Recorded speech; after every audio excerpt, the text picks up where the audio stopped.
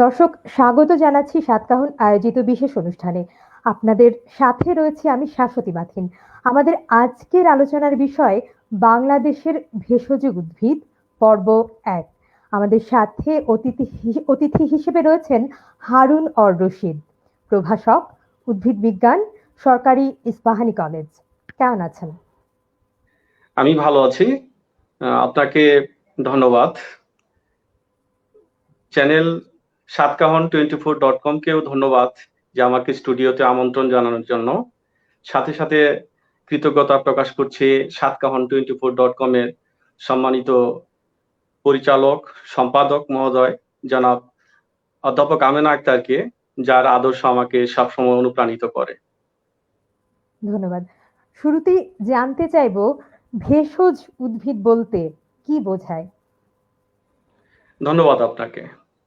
ভেষজ উদ্ভিদটি, এই শব্দটি সাধারণত জনগণের কাছে পৌঁছায়নি। এই শব্দটি পৌঁছেছে হার্বাল প্ল্যান্ট হিসেবে, এবং এর পূর্বে এটি আয়ুর্বেদিক প্ল্যান্ট হিসেবে সাধারণ মানুষের কাছে পৌঁছেছে। কিন্তু ভেষজ উদ্ভিদ শব্দটি তারা না জানলেও যে কোনো রোগের ক্ষেত্রে সাধারণত তারা বিভিন্ন গাছের ফলমূল, পাতা, কচি কাণ্ড ব্যবহার করতো এবং তারা উপকৃত হতো বা এখনো উপকৃত হয়ে আসছে। সেক্ষেত্রে আমি বলতে চাই যে ভেষজ উদ্ভিদ এই শব্দটির সাথে পরিচিত না হলেও সাধারণ মানুষ তারা ভেষজ উদ্ভিদের মাধ্যমে তারা সুবিধা ভোগ করছে এবং উদ্ভিদের বিভিন্ন রোগে বা রোগ প্রতিরোধে তারা বিভিন্ন উদ্ভিদের অংশ ব্যবহার করছে। হ্যাঁ, উদ্ভিদের স্বাদযুক্ত যে সকল উদ্ভিদ রয়েছে বা ঔষধি গুণাগুণ সম্পন্ন যে সকল উদ্ভিদ রয়েছে এবং সুগন্ধিযুক্ত যে সকল উদ্ভিদ রয়েছে, সেসব উদ্ভিদকেই সাধারণত ভেষজ উদ্ভিদ বলা হয়ে থাকে। আর এটির সাথে আরেকটি বিষয় অ্যাড করতে চাই। ভেষজ উদ্ভিদটি এতটা ব্যাপকভাবে শব্দটি পরিচিত যে বিশ্বের প্রায় 400 কোটি মানুষ বর্তমান সময়ে এটি ভেষজ প্ল্যান্টটি ব্যবহার করে আসছে বিভিন্ন রোগমুক্তির ক্ষেত্রে। আরেকটি বিষয় আপনাকে বা দর্শকদের জানিয়ে দিতে চাই যে ইন্ডিয়ান রিসার্চ, যেটি ফার্মাসিউটিক্যাল রিসার্চ রয়েছে, অথবা আরেকটি রয়েছে বিশ্ব খাদ্য সংস্থা, এদের মতে বিশ্বের যে আন্তর্জাতিক ঔষধের বাজার রয়েছে সে বাজারে কিন্তু ভেষজ প্ল্যান্টের আয় ধরা হয়েছে প্রায় 62 বিলিয়ন মার্কিন ডলার, যেটি আয় করে আসছে। ধন্যবাদ আপনাকে। ধন্যবাদ। একটু জানতে চাই, আমাদের যেহেতু আজকের আলোচনার বিষয় বাংলাদেশের ভেষজ উদ্ভিদ, তাই একটু জানতে চাইবো বাংলাদেশের ভেষজ উদ্ভিদ সম্পর্কে। ধন্যবাদ আপনাকে। আমরা উদ্ভিদ বিজ্ঞানে ছাত্র হিসেবে যেটি জেনেছি, বাংলাদেশের 6500টি উদ্ভিদ প্রজাতি রয়েছে, যেটি সমৃদ্ধশালী একটি উদ্ভিদ প্রজাতি আমি মনে করি বাংলাদেশের জন্য। এর ভেতর এটি গণনা করা হয়নি বা উদ্ভিদ রয়েছে কতগুলো ভেষজ উদ্ভিদ তা নির্ণয় করা সম্ভব হয়নি। তবে এটি জানা সম্ভব হয়েছে যে প্রায় 700 প্রজাতি উদ্ভিদ প্রজাতি রয়েছে যেগুলো ঔষধ শিল্পের সাথে সুপরিচিত এবং ওষুধ শিল্পে এই উদ্ভিদ প্রজাতিগুলো ব্যবহৃত হচ্ছে। তো আরেকটি বিষয় হচ্ছে 449টি উদ্ভিদ প্রজাতি রয়েছে যেটি সরাসরি ওষুধ শিল্পের সাথে বর্তমান বাংলাদেশে জড়িত বা উদ্ভিদের অংশ ব্যবহৃত হচ্ছে। বাংলাদেশে বাংলাদেশ ন্যাশনাল হার্বেরিয়াম, এই সংস্থাটি প্রথমেই 192টি ভেষজ উদ্ভিদ এর তাদের ব্যবহার সম্পর্কিত একটি বই প্রকাশ করে প্রথমে। আরেকটি বিষয় জানাতে চাই, পার্বত্য চট্টগ্রাম এই অঞ্চলের জনগোষ্ঠী কর্তৃক 681টি ভেষজ প্ল্যান্টের তাদের সচিত্র একটি বই প্রকাশ করে। যা হোক, এগুলো তথ্য বাংলাদেশের সুপরিচিত যে সকল ভেষজ প্ল্যান্ট রয়েছে সেগুলো আমরা জানি, যেমন নিম রয়েছে, তুলসী রয়েছে, কালো মেঘ রয়েছে, কালকসুন্ধ রয়েছে, শাপলা রয়েছে, গোলাপ রয়েছে, চিরতা, সর্পগন্ধা সহ অন্যান্য মশলা জাতীয় ভেষজ প্ল্যান্ট রয়েছে যেগুলো আদা, হলুদ, রসুন, ছোট এলাচ, বড় এলাচ, এ জাতীয় অনেক প্ল্যান্ট রয়েছে যেগুলো আমরা প্রতিনিয়ত দৈনন্দিন জীবনে আমরা ব্যবহার করে আসছি। মাথিন। ধন্যবাদ। খুব গুরুত্বপূর্ণ কিছু তথ্য আপনি জানালেন। একটু জানতে চাইবো যে উদ্ভিদ ঔষধ শিল্পে আসলে কিভাবে কাজ করে? ধন্যবাদ মাথিন প্রশ্নটি করার জন্য। ভেষজ উদ্ভিদ বিজ্ঞানটি যদি আমরা পর্যালোচনা করি তাহলে এটির অনেকগুলো শাখা রয়েছে। সেই শাখাগুলোর ভেতরে দুটি শাখা আমরা যদি আলোচনা করি বা এ বিষয়ে কথা বলতে চাই, তাহলে একটি হলো মেডিকেল এথনোবোটানি। মেডিকেল এথনোবোটানি এটি চিকিৎসামূলক নৃবিজ্ঞান, যেখানে শুধুমাত্র ঐতিহ্যগতভাবেই পূর্ব থেকে যে উদ্ভিদের গাছপালা বা উদ্ভিদের অংশ ব্যবহার করা হয়েছে সে বিষয়ে আলোচনা করা হয়ে থাকে। আরেকটি শাখা রয়েছে যেটি হলো ফাইটোথেরাপি, যেটি উদ্ভিদের নির্যাস নিয়ে সেটি চিকিৎসামূলক ব্যবহার করা হয়ে থাকে। যাই হোক, বিশ্ব স্বাস্থ্য সংস্থার মতে ভেষজ উদ্ভিদ হচ্ছে যে উদ্ভিদ গুণাগুণ সম্পন্ন বা ভেষজ গুণাগুণ রয়েছে এবং উপাদান রয়েছে এই সকল উদ্ভিদ, এবং এরা ঔষধ শিল্পে ব্যবহৃত হয় বা এ সকল উদ্ভিদ থেকে বিভিন্ন উপাদান সংশ্লেষিত হয়ে ঔষধ তৈরির কাজে ব্যবহার করা হয়ে থাকে। সে সকল উদ্ভিদকে সাধারণত বিশ্ব স্বাস্থ্য সংস্থা ঔষধি উদ্ভিদ হিসাবে বা মেডিসিনাল প্ল্যান্ট হিসাবে আখ্যায়িত করেছে। তো এ সকল ঔষধি উদ্ভিদগুলো আমরা কেন ব্যবহার করি, এই প্রশ্নের উত্তর হচ্ছে যে সকল উদ্ভিদের ভেতরে বিভিন্ন ধরনের উপাদান রয়েছে, যেমন অ্যালকালয়েড, এটি অত্যন্ত গুরুত্বপূর্ণ একটি শব্দ ওষুধ শিল্পের জন্য। ওষুধ তৈরিতে এই অ্যালকালয়েডের ব্যবহার রয়েছে প্রচুর। গ্লাইকোসাইড, বিভিন্ন ধরনের প্রোটিন, খনিজ, ট্যানিনস, উদ্বায়ী তেল, এ সকল পদার্থগুলো দিয়েই মূলত ওষুধ শিল্প রিস্ক বা ওষুধ প্রস্তুত করা হয়ে থাকে। আর এ ধরনের পদার্থগুলো সংমিশ্রিত হয়েই কিন্তু সংশ্লেষিত হয়েই যে ঔষধের বৈশিষ্ট্য অর্জন করে, তাহলে তাকে আমরা বলতেছি ঔষধি উদ্ভিদ। অর্থাৎ ঔষধি উদ্ভিদ থেকে ঔষধ তৈরি করা হচ্ছে এবং রোগ নিরাময়ে ব্যবহার করা হচ্ছে। এজন্য আমরা এদেরকে এই সকল উদ্ভিদকে আমরা ওষুধ হিসেবে ব্যবহার করছি। মাথিন। জি, জি। ধন্যবাদ। একটু জানতে চাই যে বাংলাদেশে ঔষধি উদ্ভিদ তো রয়েছে। কিছু উদ্ভিদের নাম যদি আপনি বলতেন আমাদের, এবং যেগুলো আমাদের দৈনন্দিন জীবনে বিভিন্ন রোগ নিরাময়ে সাহায্য করে। জি। ধন্যবাদ মাথিন। আমি আরেকটি কথা অ্যাড করতে চাই, সেটি হলো ভেষজ প্ল্যান্ট ব্যবহার করার ক্ষেত্রে অবশ্যই আমাদের মনে রাখতে হবে যে বিশেষজ্ঞ যারা রয়েছেন তাদের পরামর্শ নিয়ে এটি গ্রহণ করতে হবে। কারণ ভেষজ প্ল্যান্টের ভিতরে যে সকল উপাদান রয়েছে এগুলো কিন্তু আমাদের আশীর্বাদ স্বরূপ, কিন্তু এটা যদি আমরা সঠিকভাবে শরীরে বা আহ, রোগাক্রান্ত হওয়ার আগে এটি যদি আমরা ব্যবহার করি, সঠিকভাবে ব্যবহার না করি, তাহলে কিন্তু এটি টক্সিক বা বিষে পরিণত হয়ে যেতে পারে। সেক্ষেত্রে অবশ্যই আমাদের অবশ্যই বিশেষজ্ঞদের পরামর্শ নিয়ে এই ওষুধ ব্যবহার করতে হবে বা ভেষজ প্ল্যান্ট ব্যবহার করা উচিত আমি মনে করি। আপনি প্রশ্ন করেছেন বাংলাদেশে যে ভেষজ উদ্ভিদগুলি রয়েছে সেই সকল উদ্ভিদের কিছু ব্যবহার সম্পর্কে আপনি বলেছেন। তো অনেকগুলো ভেষজ উদ্ভিদ রয়েছে, যেটি আমি আগেই বলেছি যে 449টি ভেষজ প্ল্যান্ট রয়েছে যেগুলো ঔষধি উদ্ভিদের সাথে পরিচিত। তাছাড়াও ভেষজ প্ল্যান্ট রয়েছে যেগুলো আমরা দৈনন্দিন জীবনে ব্যবহার করি। সেখানে আমরা বলতে পারি নিম গাছের কথা। নিম একটি অত্যন্ত কার্যকরী একটি ভেষজ প্ল্যান্ট বা ঔষধি প্ল্যান্ট, একটি মেডিসিনাল প্ল্যান্ট আমি মনে করি। কারণ 130টি মহা ঔষধ গুণাগুণ সম্পন্ন এই নিম উদ্ভিদটি। নিমের বৈজ্ঞানিক নাম হচ্ছে অ্যাজাডিরেক্টা ইন্ডিকা। এটিতে যে উপাদানটি রয়েছে সেটি হলো ফ্ল্যাভোনয়েড। এটি এক ধরনের অ্যালকালয়েড। এই অ্যালকালয়েডটি থাকার কারণে নিমের যে কোনো অংশ ব্যবহার করলে, নিমের পাতা বিশেষ করে, এটি কিন্তু রোগ প্রতিরোধ ক্ষমতা সম্পন্ন। আরেকটি পদার্থ রয়েছে যেটি অ্যাজাডিরেক্টিন বলা হয়ে থাকে। এই উপাদানটি থাকার কারণে উদ্ভিদটি কিন্তু কীটনাশক হিসেবে, প্রাকৃতিক কীটনাশক হিসেবে এটি বলা হয়ে থাকে। নিমের অন্যান্য ব্যবহারও রয়েছে। ব্যবহারগুলো সম্পর্কে আমরা যদি জানি যে ক্ষত নিরাময়ে নিমের পেস্ট ব্যবহার করা হয়ে থাকে।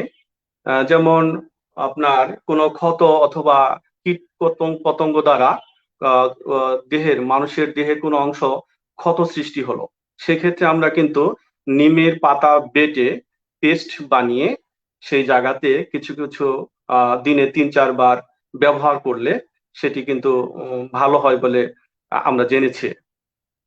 আরেকটি বিষয় হলো যে একজিমা বা প্রদাহ, যে কোনো ইনফ্লামেশন শরীরের উপর অংশে যদি হয়ে থাকে, সেক্ষেত্রেও আমরা এই ধরনের নিমের পাতা পেস্ট করে তার সাথে যদি আমরা হলুদ মিশ্রিত করি, তাহলে এটি ব্যবহার করলেও এ ধরনের ক্ষত নিরাময় হওয়া সম্ভব এবং এ ধরনের একজিমা বা প্রদাহ থেকে আমরা রোগ মুক্তি লাভ করতে পারি। আরেকটি বিষয় আমরা জানি, সচরাচর গ্রামগঞ্জেও আমরা দেখেছি যে নিমের ডাল ব্যবহার করা হয়ে থাকে ব্রাশের পরিবর্তে বা ব্রাশের আগে এটি ব্যবহার করা হয়ে থাকে। অর্থাৎ দাঁতের যে মাড়ি রয়েছে এটি শক্ত করার ক্ষেত্রে গুরুত্বপূর্ণ ভূমিকা পালন করে নিমের ডাল। এটি আমরা প্রতিদিন ব্যবহার করলে দাঁত অবশ্যই মজবুত থাকে। রোগ প্রতিরোধ ক্ষমতায় নিমের ব্যবহার প্রচন্ড, আমি আগেই বলেছি। সেটি অবশ্যই আমাদের মনে রাখতে হবে নিমের বিষয়টি। আরো অন্যান্য ব্যবহার রয়েছে। আমি আরেকটি উদ্ভিদ সম্পর্কে মাথিন আপনাকে বলতে চাই যে তুলসী একটি আরেকটি উদ্ভিদে যাওয়ার আগে আমরা একটু কয়েকটি কমেন্ট নিয়ে নিই, তারপর অবশ্যই আমরা অন্যান্য উদ্ভিদগুলোর নামও শুনবো। দেলোয়ারা ইয়াসমিন আন্টি লিখেছেন, খুব গুরুত্বপূর্ণ আলোচনা, ধন্যবাদ আন্টি, আমাদের সাথেই থাকো। দেলোয়ারা আন্টি একটু দুষ্টুমি করে আরেকটি কমেন্ট করেছেন, লিখেছেন আলোচকের কাছ থেকে কি শেষে একটা গান শোনা যাবে? সেটা তো আসলে আলোচকই বলতে পারবে, সেটা তো আমি বলতে পারবো না। দেখা যাক আলোচক কি করে, তুমি অপেক্ষা করতে থাকো। তরিকুল ইসলাম উনি জানতে চেয়েছেন কোন ভেষজ উদ্ভিদ কি রোগের জন্য উপকারী, সে বিষয়ে জানতে চাই। তরিকুল আমার ছোট ভাই, উনি বিসিএস শিক্ষা ক্যাডারে। অভিনন্দন তাকে সংযুক্ত হওয়ার জন্য। আমি এই বিষয়টি আলোচনা করছি, আমার স্নেহের ছোট ভাই অবশ্যই আমার সাথে থাকবে। দেলোয়ারা ইয়াসমিন আরেকটি কমেন্ট করেছেন, অনেক অজানা তথ্য জানতে পারছি, ধন্যবাদ খালামণি, তুমি যে তোমার মূল্যবান সময় থেকে সাতকাহনকে সময় দিচ্ছ সেটি অনেক বড় একটি পাওয়া। জি, আমরা আমাদের আলোচনা কন্টিনিউ করি। আরেকটি উদ্ভিদের কথা আপনি বলছিলেন। জি, আমরা আরেকটি উদ্ভিদ নিয়ে, ভেষজ প্ল্যান্ট নিয়ে যদি আমরা আলোচনা করি, সেটি তুলসী নিয়ে আলোচনা করতে পারি। তুলসীর বৈজ্ঞানিক নাম হচ্ছে ওসিমাম স্যাংটাম। এই উদ্ভিদটি ব্যবহৃত অংশ হচ্ছে পাতা। এটি ভেতরেও প্রোটিন এবং ভিটামিন সহ অন্যান্য ফ্ল্যাভোনয়েডস জাতীয় পদার্থ রয়েছে। ফ্ল্যাভোনয়েডস এখানেও রয়েছে। ফ্ল্যাভোনয়েডস থাকার কারণে তুলসী গাছের পাতা থেকে আমরা বিভিন্ন ধরনের ব্রণ যে হয়ে থাকে, হাঁপানি, শ্বাসকষ্ট হয়ে থাকে, এগুলো থেকে আমরা বাঁচতে পারি তুলসী পাতা গ্রহণ করলে অবশ্যই। তাছাড়া তুলসীর যে অন্যান্য গুণাবলী রয়েছে সেগুলো আমরা চিন্তা করলে বুঝতে পারি যে প্রতিদিন সকালে যদি আমরা কয়েকটা তুলসী পাতা চিবিয়ে খাই, তাহলে কিন্তু আমাদের খাবারের রুচিটা বেড়ে যায় তুলসী পাতা খেলে। কিডনিতে পাথর হওয়ার সম্ভাবনা কম থাকে, এটি গবেষণায় দেখা গেছে যে যদি তুলসী পাতার রস ব্যবহার করা হয়ে থাকে প্রতিদিনই, তাহলে সেক্ষেত্রে কিন্তু আমরা কিডনিতে পাথর হওয়ার সম্ভাবনাটা কম থাকে। আমাদের সর্দি কাশিতে তুলসী পাতার রস ব্যবহার করা হয়ে থাকে বাচ্চাদের, এটা আমরা পরিচিত একটি শব্দ। তাছাড়া গলা ব্যথা হলেও কিন্তু আমরা কি করতে পারি, যে তুলসীর রসের ব্যবহার করতে পারি। হালকা গরম পানিতে এটি সিদ্ধ করে গার্গর করলে কিন্তু আমরা এই গলা ব্যথা থেকে নিরুত্তাপ পেতে পারি। আমি আরেকটি উদ্ভিদ সম্পর্কে যদি আলোচনা করতে চাই, যে ঘৃতকুমারী, এটি অ্যালোভেরা নামে পরিচিত। এই অ্যালোভেরা উদ্ভিদটি বৈজ্ঞানিক নাম হচ্ছে অলয় ইন্ডিকা। এই উদ্ভিদটিও কিন্তু অত্যন্ত তাৎপর্যপূর্ণ উদ্ভিদ, কারণ এখানে আমাদের যে খনিজ পদার্থগুলো মানব দেহের জন্য প্রয়োজন, ম্যাক্রোনিউট্রিয়েন্টস এবং মাইক্রোনিউট্রিয়েন্টস রয়েছে, যে উপাদানগুলো রয়েছে তার 20টি উপাদানই কিন্তু এই অ্যালোভেরাতে রয়েছে। আরেকটি তথ্য দিতে চাই যে আমাদের শরীরের জন্য যে প্রোটিনের জন্য যে অ্যামাইনো অ্যাসিড রয়েছে, সে অ্যামাইনো অ্যাসিডের 22টি অ্যামাইনো অ্যাসিড কিন্তু এই অ্যালোভেরাতে রয়েছে। তাছাড়া অন্যান্য ক্যালসিয়াম, পটাশিয়াম এগুলো তো রয়েছে অ্যালোভেরাতে। এই জন্য অ্যালোভেরা অত্যন্ত পুষ্টি সমৃদ্ধ একটি খাবার বা ভেষজ প্ল্যান্ট আমি মনে করি। অ্যালোভেরাতে এটি জেরোফাইটিক উদ্ভিদ, মৌরজ উদ্ভিদ। এটির পাতা বা কাণ্ডের অংশে যে ল্যাটেক্স থাকে, জেল থাকে, এই জেল থেকে আমরা এটাকে অ্যালোজেল বলা হয়ে থাকে। এই অ্যালোজেল ব্যবহার করে কিন্তু আমরা বিভিন্ন রোগ মুক্তি থেকে রোগ মুক্তি লাভ করতে পারি। প্রথমে আসি যে এই অ্যালোজেলটি যদি আমরা ত্বকে ব্যবহার করি, তাহলে দেখা যায় যে ত্বকের মসৃণতা চলে আসে এবং দাগগুলো চলে যায়। তাহলে তার বয়সের ছাপটিও চলে যায় এবং ত্বক মসৃণ থাকে। আমাদের পেটের ব্যথা হয়ে থাকে অথবা দেখা যায় যে কোষ্ঠকাঠিন্য রোগ রয়েছে, এই সকল রোগ থেকে বাঁচার জন্য আমরা অ্যালোজেল অত্যন্ত উপকারী, সেটি আমরা ব্যবহার করতে পারি বা খেতে পারি অ্যালোজেলটি। রক্তের শর্করার মাত্রা কমিয়ে দেয়, এটি গবেষণায় এসেছে। এটি যদি হয় তাহলে শর্করার মাত্রা কমিয়ে দিলে আমরা জানি যে ডায়াবেটিস রোগী যারা রয়েছে তাদের ক্ষেত্রে এই অ্যালোভেরাটি অত্যন্ত কার্যকরী হবে এবং রক্তে কোলেস্টেরলের মাত্রাও কিন্তু কমিয়ে দেয় অ্যালোভেরা। সেই ক্ষেত্রে আমাদের যাদের রক্তের কোলেস্টেরলের মাত্রা বেশি আছে, পরিমাণের চেয়েও বেশি, তাদের হৃদরোগের ঝুঁকিটাও বেশি, কারণ উচ্চ কোলেস্টেরলটা দেহের জন্য ক্ষতিকারক। সেই ক্ষেত্রে আমরা অ্যালোভেরা ব্যবহার করতে পারি। মাথিন।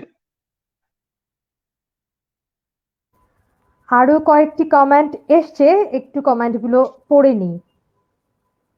মাহফুজা নাসরিন শম্পা লিখেছেন, আলোচনা শুনতে ভালো লাগছে, ধন্যবাদ। ধন্যবাদ।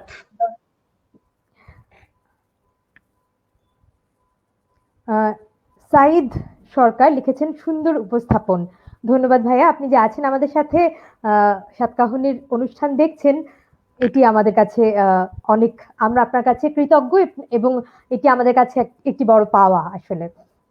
সাইদ সরকার উনি একজন গর্বিত শিক্ষক, আমার এলাকারই, উনি সম্মানিত একজন শিক্ষক। জি জি, আমরা তো উদ্ভিদ নিয়ে জানলাম আসলে যে কোন উদ্ভিদ কোন রোগের ক্ষেত্রে কাজ করে থাকে। একটু স্পেসিফিক ভাবে জানতে চাই, যেহেতু আজকে আমাদের প্রথম পর্ব এবং আগামীতে আরো কয়েকটি পর্ব হতে যাচ্ছে এই অনুষ্ঠানটির। তো প্রথমে আজকে একটু জানতে চাইবো যে ঠান্ডা কাশি হলে কোন উদ্ভিদ কিভাবে ব্যবহার করলে ভালো হয়? ধন্যবাদ মাথিন। বর্তমান সময়টি শীতকাল। শীতকালে মোটামুটি দেখা যায় সবারই বা বেশি সংখ্যক মানুষের ঠান্ডা কাশি লেগেই থাকে। এটা পরিবেশগত কারণেই বা ঋতু পরিবর্তনের কারণেই হয়ে থাকে। হ্যাঁ, আর করোনাকালীন সময়ে আমরা যেটা জানতে পেরেছি যে এটিও দেখা যায়, আমরা যদি ঠান্ডা সর্দির মতো এ ধরনের রোগ বালাই থেকে বাঁচার জন্য আমরা যদি কোনো গরম পানি বা চা ব্যবহার করি, সেক্ষেত্রে এটি উপকারে আসতে পারে।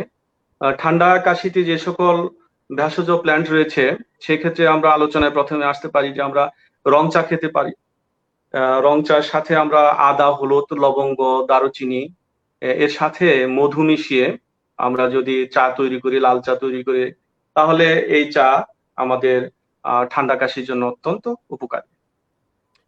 বয়স্ক ব্যক্তিদের জন্য যদি বলতে চাই, তাহলে মধুর সাথে 1 চা চামচ দারুচিনি মিশিয়ে যদি খাওয়া যায় প্রতিদিন, তাহলে তারা উপকৃত হবেন।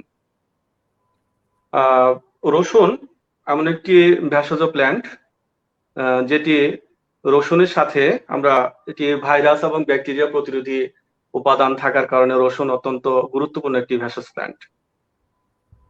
তো যদি গলা বসে যায়, তাহলে আমাদের কি করণীয়? রসুনের ক্ষেত্রে রসুন বেটে বা থেতু করে এর সাথে হালকা গরম পানি দিয়ে এটাকে শরবত করে নিতে হবে, গরম পানি দিয়ে শরবত করে নিতে হবে এরপর 5 মিনিট অপেক্ষা করার পর আমাদের কিন্তু পরবর্তী যেটা খেলে অনেক গলা বসে যায়, যে সেক্ষেত্রে আমরা উপকৃত হব।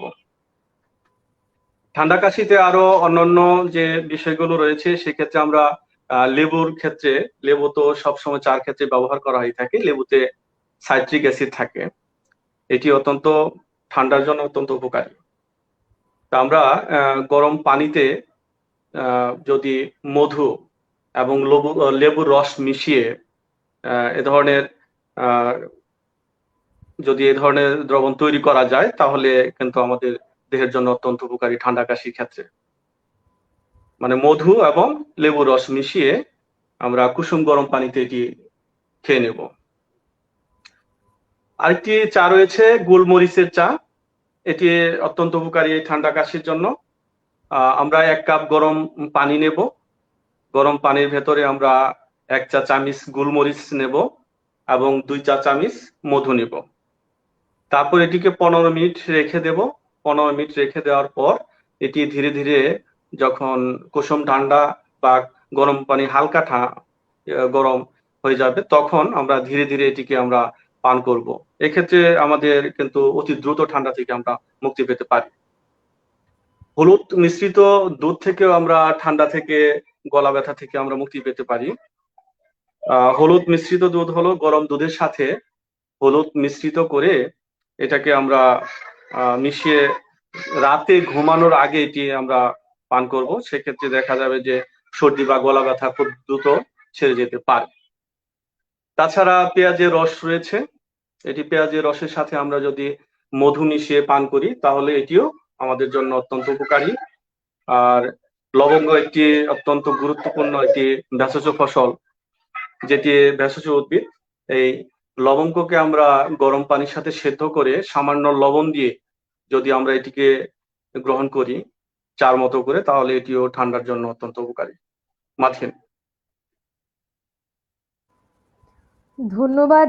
অনেক সুন্দর করে কিছু গুরুত্বপূর্ণ তথ্য আপনি আমাদের আজকে জানালেন। দর্শক, আমরা আজকে অনুষ্ঠান এখানে শেষ করছি। পরবর্তী মাথিন, অনুষ্ঠান দেখা। জি হ্যাঁ, আমি আরেকটু অ্যাড করতে চাচ্ছি, যদি আপনি বলেন। জি, অবশ্যই জি, অবশ্যই। জি ধন্যবাদ। আমাদের রেজিস্ট্যান্ট পাওয়ার, রোগ প্রতিরোধ ক্ষমতা, এর আগের যে শব্দটি রয়েছে সেটি হলো যে আমাদের শরীরে 3টি স্তর রয়েছে, প্রতিরক্ষা স্তর। তো এগুলো যে ছিদ্রগুলো আমরা বাইরে দেখতে পাই, এগুলো দিয়েই কিন্তু বিভিন্ন ধরনের অণুজীব আমাদের দেহে প্রবেশ করে। যেমন কানের ছিদ্র রয়েছে, নাকের ছিদ্র রয়েছে, এই সকল ছিদ্র দিয়েই কিন্তু আমাদের দেহে বিভিন্ন ধরনের অণুজীব প্রবেশ করে। তো আমরা যদি এ থেকে আমরা একটু প্রতিরক্ষা স্তর, প্রথম প্রতিরক্ষা স্তরের মানে কানের সিরোমেন থাকে, নাকের যে বিভিন্ন ধরনের সিলিয়া থাকে, মুখের ভিতরে আমরা যদি একটু পরিষ্কার থাকি বা এ থেকে যদি একটু রক্ষা করা যায়, প্রথম প্রতিরক্ষা স্তর দিয়ে আমরা কিন্তু অণুজীবকে ব্যাহত করতে পারি। তো দ্বিতীয় প্রতিরক্ষা স্তরেও দেখা যায় এরকম, আমাদের যদি অণুজীবটি প্রবেশ করে, সেক্ষেত্রে আমরা যদি ব্যাহত হই শরীরে, তাহলে কিন্তু তৃতীয় প্রতিরক্ষা স্তর হিসেবে যে অ্যান্টিবডি রয়েছে, যে শব্দটি আমরা পরিচিত, সেই অ্যান্টিবডি নির্দিষ্ট অণুজীবের বিরুদ্ধে কিন্তু অ্যাকশন শুরু করে। যদি সেক্ষেত্রেও ব্যর্থ হয়, তাহলে ওই মানুষটি কিন্তু রোগে আক্রান্ত হয় এবং নির্দিষ্ট অণুজীব দ্বারা রোগে আক্রান্ত হয়।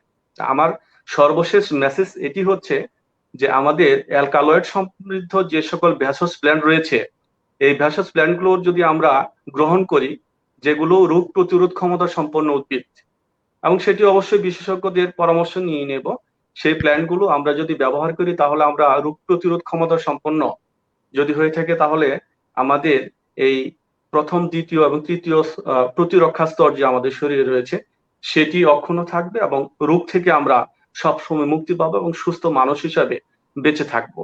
এটি আমার সর্বশেষ কথা ছিল। মাথিন। ধন্যবাদ। ধন্যবাদ আপনাকে। দর্শক, আজকের অনুষ্ঠান আমরা এখানেই শেষ করছি। পরবর্তী অনুষ্ঠান দেখার আমন্ত্রণ জানাচ্ছি এবং আমাদের এই অনুষ্ঠানটি মানে বাংলাদেশের ভেষজ উদ্ভিদ নিয়ে আমাদের আরো কয়েকটি পর্ব চলবে। আশা করব দর্শক সেই সব অনুষ্ঠানেও আপনারা আমাদের সাথে থাকবেন। ধন্যবাদ। ধন্যবাদ আপনাকে। ধন্যবাদ আপনাকে।